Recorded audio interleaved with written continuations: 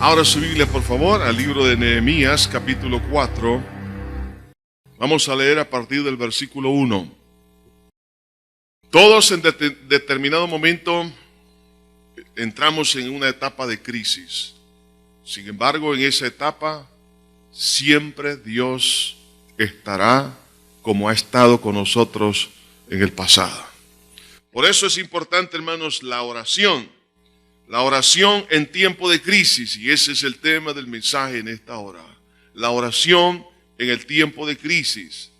Si usted se encuentra en este momento en una batalla, en la cual usted dice, bueno, que la verdad que la situación es tan complicada, no sé qué hacer, hermanos, lo que tenemos que hacer es buscar la ayuda de parte de nuestro Dios.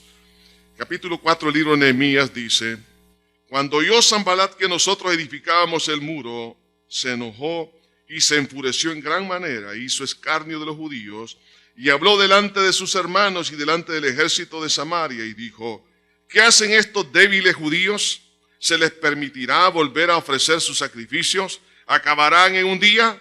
¿Resucitarán de los escombros del polvo las piedras que fueron quemadas?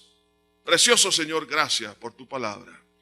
Tú eres poder, mi Dios, y eres tú quien habla al corazón para traernos aliento, y también nos respaldas cuando ya no sabemos qué hacer. Te pido, Señor, que para aquel que escuche con los ojos de la fe, mi Dios, que vea por los ojos de la fe y escuche con el corazón atento, que reciba, mi Dios, el consejo para que podamos salir adelante sin desmayar.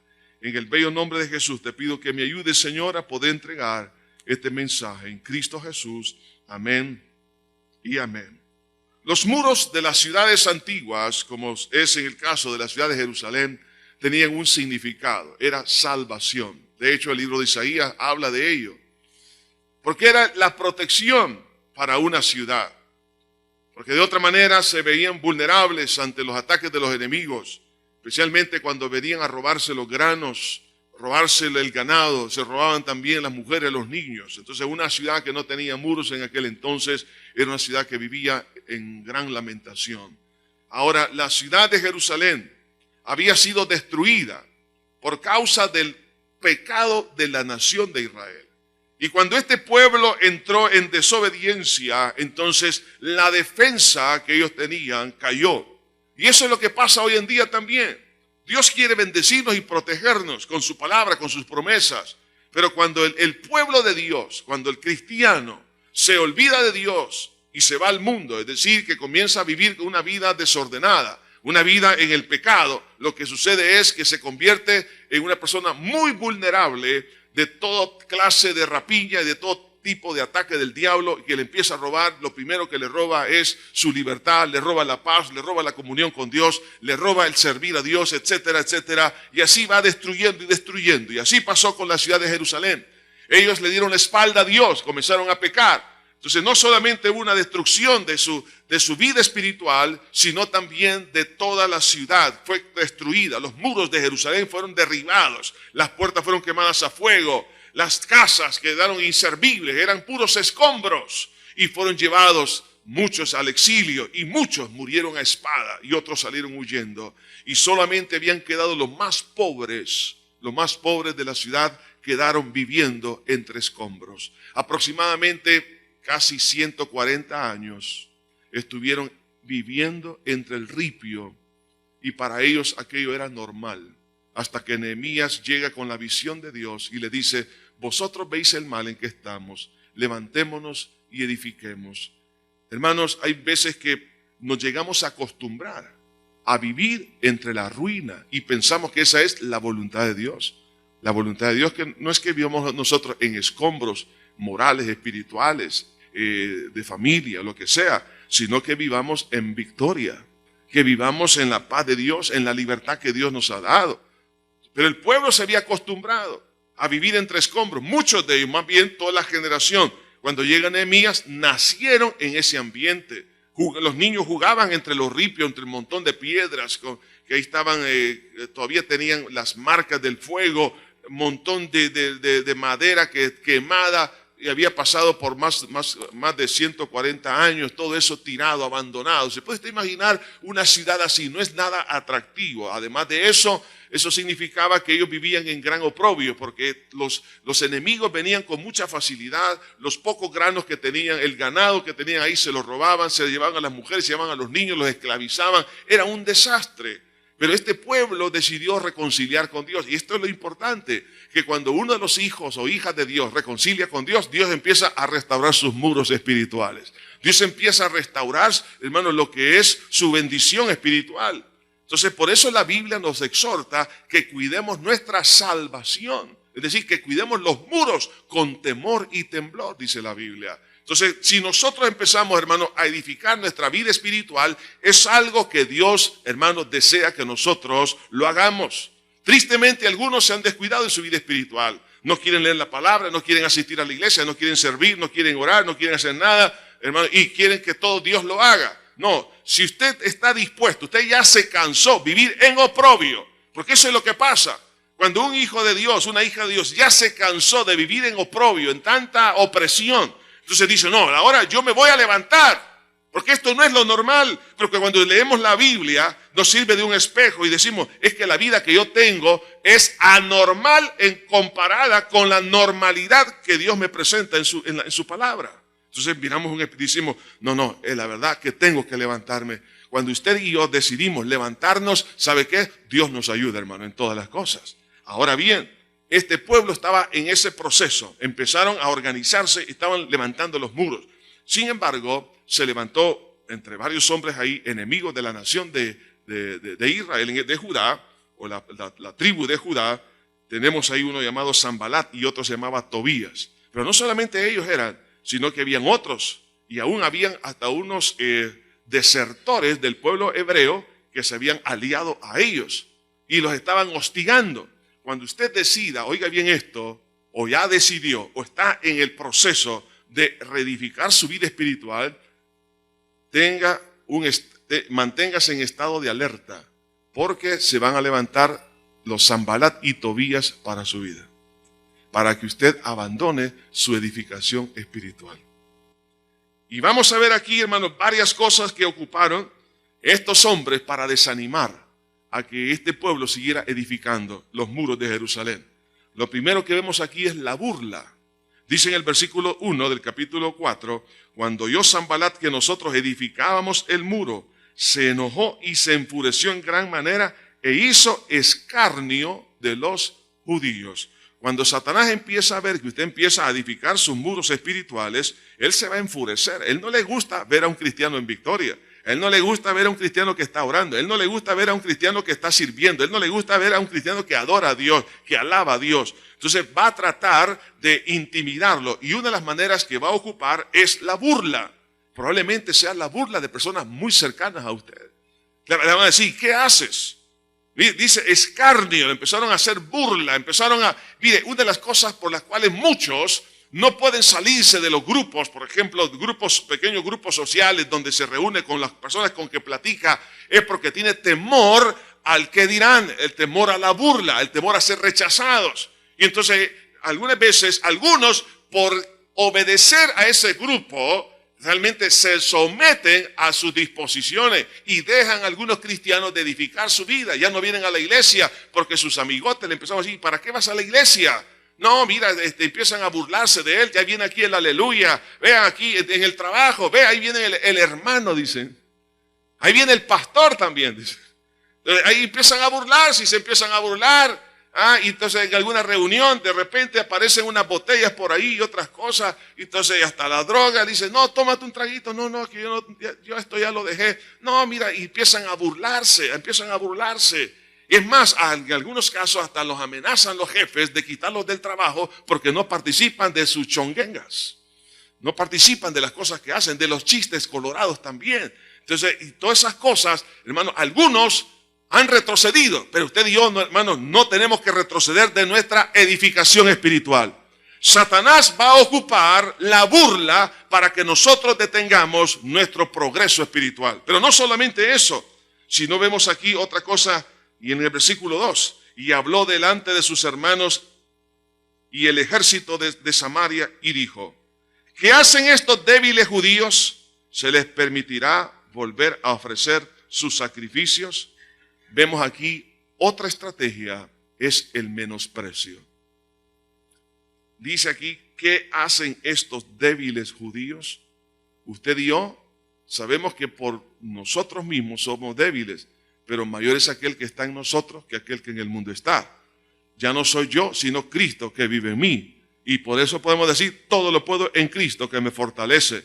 Satanás le va a empezar a decir a usted: ¿qué haces aquí si tú eres la misma persona tan frágil y tan débil? No eres tú el fracasado. Mira, y Satanás empieza a agarrar, hermanos, digamos, el expediente que está en la basura, porque Dios ya lo perdonó y se lo empieza a recordar, le empieza a describir, dice: mira, esto y esto y esto, mira, dime si esto no te está reflejando que tú eres una persona frágil y débil. Ya vas a caer, mira, olvídate, solamente vas a prevalecer unas 2, 3 semanas, un mes, de ahí todo va a seguir siendo igual. El diablo va a ocupar el menosprecio. Hermano, no se deje robar su identidad en Cristo, porque si usted es una hija de Dios, dice el Señor en su palabra, que de las manos de mi Padre nadie los podrá arrebatar. Entonces no abandonemos nuestra identidad por el menosprecio. ¿Qué hacen aquí estos débiles cristianos? Que son pretenciosos. Mira, tú nunca vas a poder progresar, no vas a lograr absolutamente nada. Mas dígale usted en el nombre de Jesús: con la ayuda del Señor Jesús lo voy a hacer y te voy a dar testimonio que Dios es fiel, y porque Él es mi Señor y es mi confianza, y Él me sacará adelante de mis propias debilidades. Aunque el demonio trate ahí, hermano, de menospreciarle sus capacidades, usted manténgase en lo que la Biblia dice de su persona. El menosprecio es otra entonces de las armas que Satanás ocupa. Pero vea también, hermanos, este menosprecio va dirigido hacia la persona y también hacia lo que hace esta persona. Por eso que en el versículo 3 dice: y estaba junto a él Tobías, amonita, el cual dijo: lo que ellos edifican, en otras palabras, lo que ellos están haciendo del muro de piedra, si subiera una zorra, lo derribará.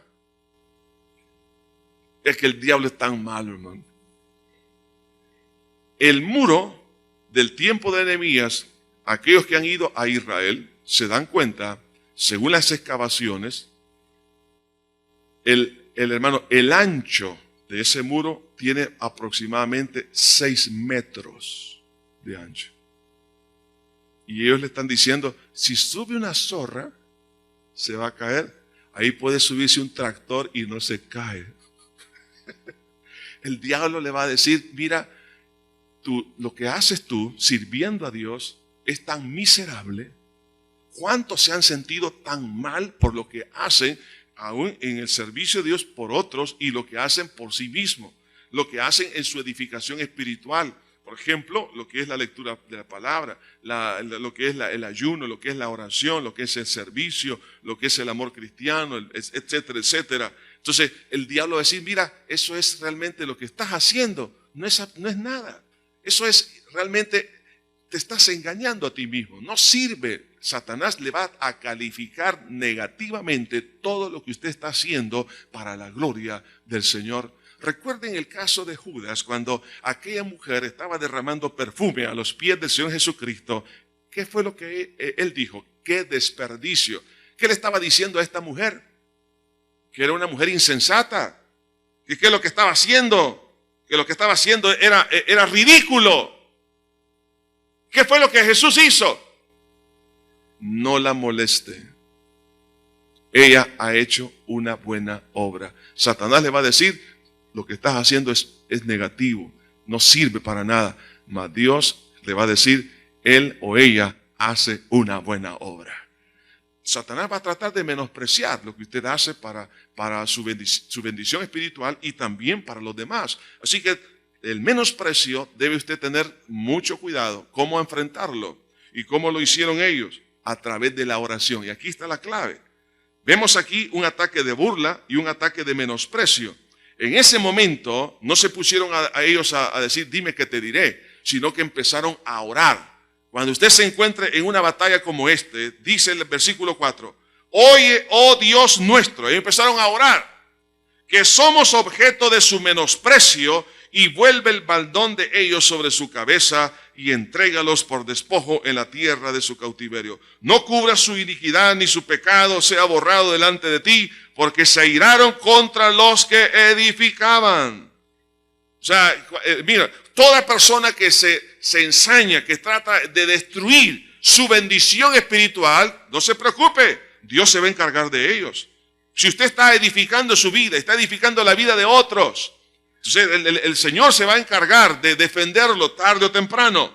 Pero por eso la medida es la oración. Si usted se siente, por ejemplo, en el matrimonio, cuando usted, estimada esposa, le sirvió a su esposo la cena, un almuerzo, y él le dice que esto no sirve, y se lo hace a un lado, o hay un desprecio, aún en la intimidad matrimonial, y le hace sentir mal, y usted se siente menos mujer, o en el caso contrario, usted se siente menos hombre.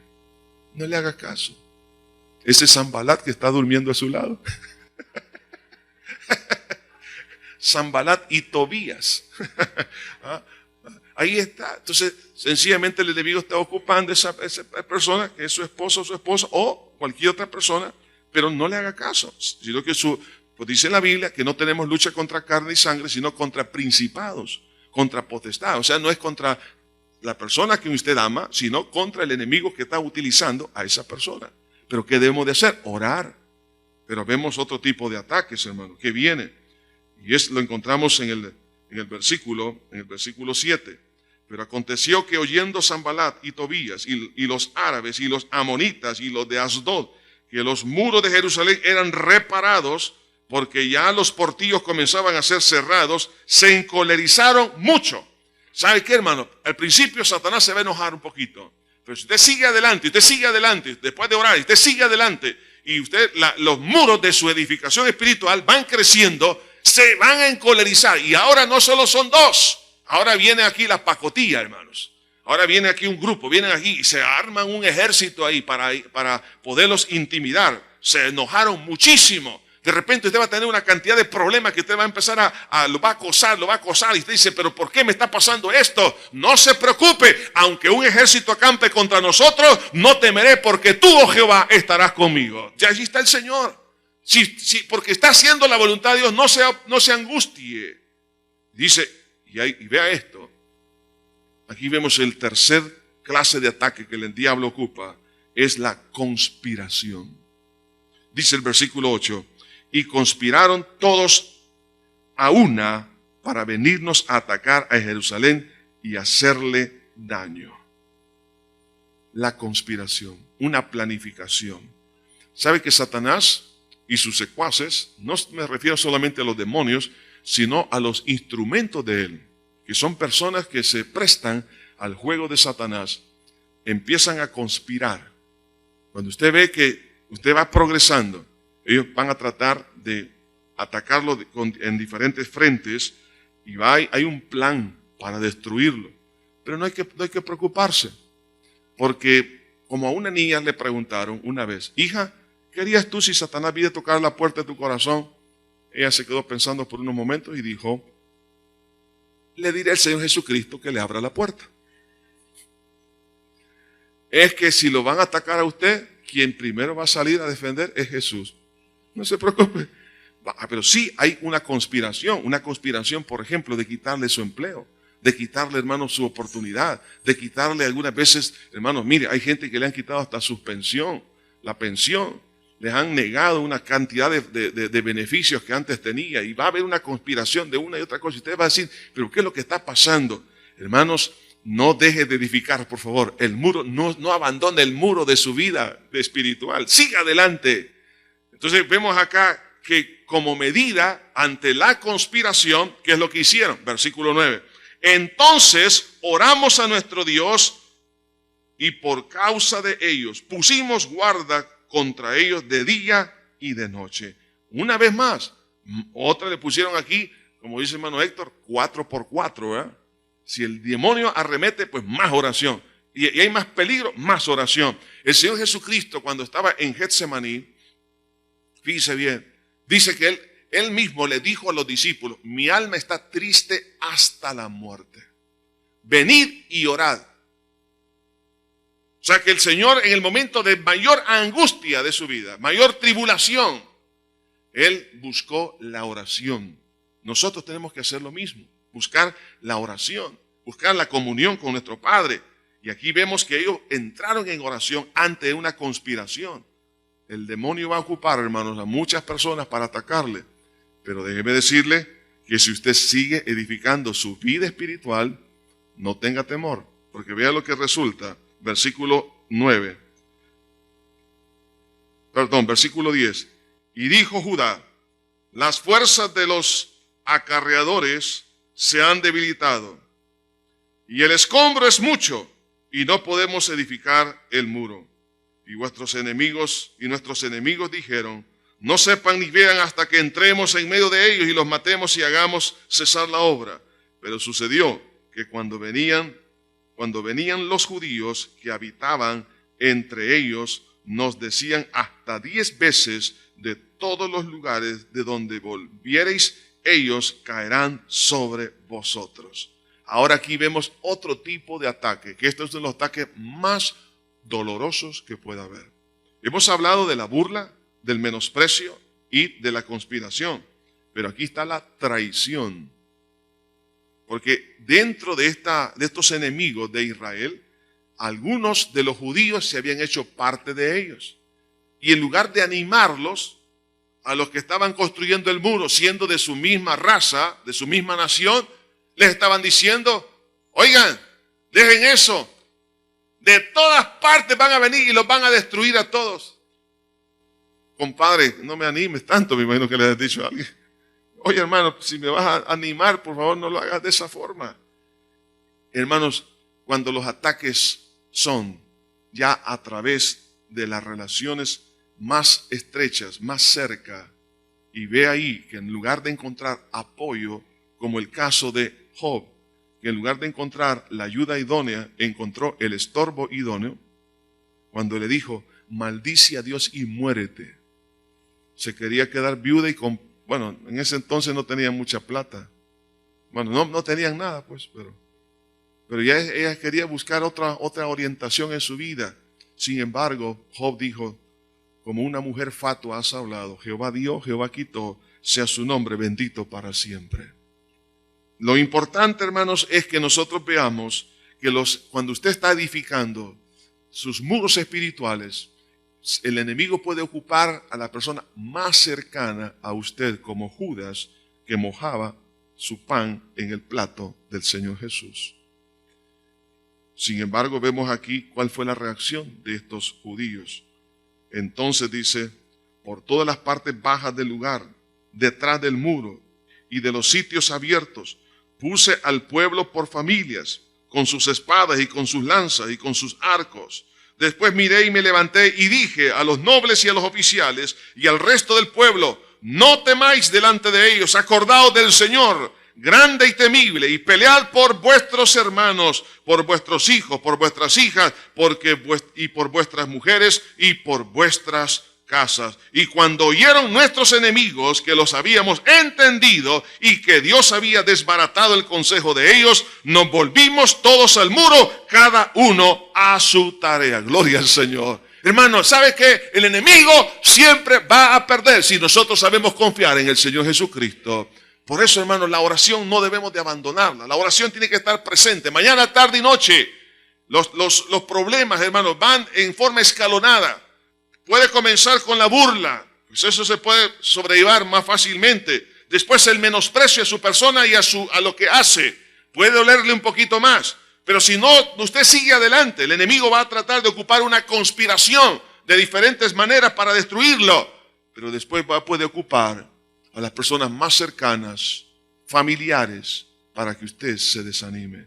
Pero usted siga edificando, porque ese muro tiene que ser terminado. El muro de su bendición espiritual, de su protección, de su vida cristiana. ¿Y sabe qué? Hermanos, este muro fue terminado en 52 días, comparado con más de 140 años que estuvo entre los escombros. Hermanos, eso se llama éxito. Y al final, ¿qué fue lo que pasó?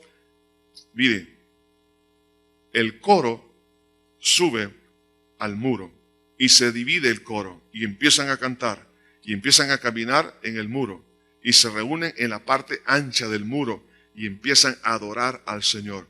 ¿Qué es lo que va a pasar? Luego, hermanos, después de la batalla contra la burla, contra el menosprecio, contra la conspiración y contra la traición, ¿sabe qué va a pasar? Cuando haya victoria, vamos a empezar a adorar y bendecir el nombre de nuestro Señor Jesucristo. Y vamos a decir, grandes cosas ha hecho nuestro Señor. Nos concedió éxito. Hubo temor, sí hubo temor. Me afligí, sí hubo lágrimas, sí hubo lágrimas. Pero mayor que nuestros problemas es nuestro Señor. Hermano, no abandone su edificación espiritual. Su vida espiritual vale mucho. Vale muchísimo. Por lo tanto, no se deje amedrentar. La oración es, hermano, el arma que Dios nos ha entregado, porque en el tiempo de crisis, la oración nos va a sacar adelante, nos va a fortalecer el Señor y vamos a terminar en victoria, porque lo que Él ha comenzado, lo ha de terminar. Yo no sé cuántos en esta hora se han sentido agobiados, sentido que el peso que llevan de sus crisis, de sus problemas, ha sido tan grande. Y usted dice, ya no soporto más. Pero en este día usted ha determinado meterse más en oración. A lo mejor algunos quisieran que Dios le mandara una cantidad de billetes de $100 cada uno. Un fajo de billetes. No. Lo que Dios le va a dar es espíritu de oración. Hermano, deje que Dios haga y pelee por usted. Y no detenga su edificación espiritual. Si hay alguien que, hermano, ha estado pasando por momentos difíciles y ya no soporta más, y usted en esta hora ha venido con esa carga, vamos a orar. Y a partir de este momento, todos decidamos aumentar la dosis de oración. ¿Estamos de acuerdo? Hermano, si usted oraba 10 minutos, ahora va a orar 20. Si usted oraba 20, 40. Si oraba 40, pues ahora vamos a orar 80 minutos. Y así sucesivamente. Hermanos, no es tiempo de dormirnos. Satanás no está jugando. Él está, hermanos, con unas amenazas tremendas para destruir, matar, hurtar. Pero Jesús ha venido para darnos vida y vida en abundancia. Puestos de pie, por favor. Y todos aquellos que están pasando por esos momentos críticos, difíciles. Hermanos, véngase, por favor. Vamos a orar juntos. Vamos a levantarle los brazos a cada uno en el nombre del Señor en oración. Vamos a decirle, Señor, aquí está mi hermana, aquí está mi hermano. Que no está solo. No se sienta solo, por favor. No se sienta achicado, que no está solo. Jesús está con usted y su familia espiritual también está con usted. ¿Qué le parece? Entonces, no se sienta agobiado. Deje que la gracia de Dios, véngase por favor. Usted está pasando esos momentos. Vamos a orar juntos y vamos a clamar por su vida. Dios sabe cuál es la crisis, el problema que usted está pasando. Pero Dios lo va a levantar. Pero una cosa sí, decida cada uno aumentar el tiempo de oración. No solamente dependa de la oración de otros, sino la oración nuestra, el clamor nuestro a nuestro Señor.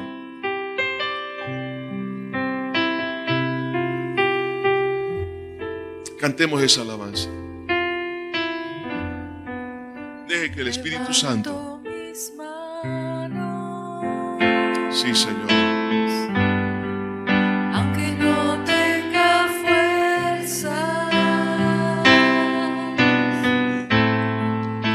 Levanto mis manos,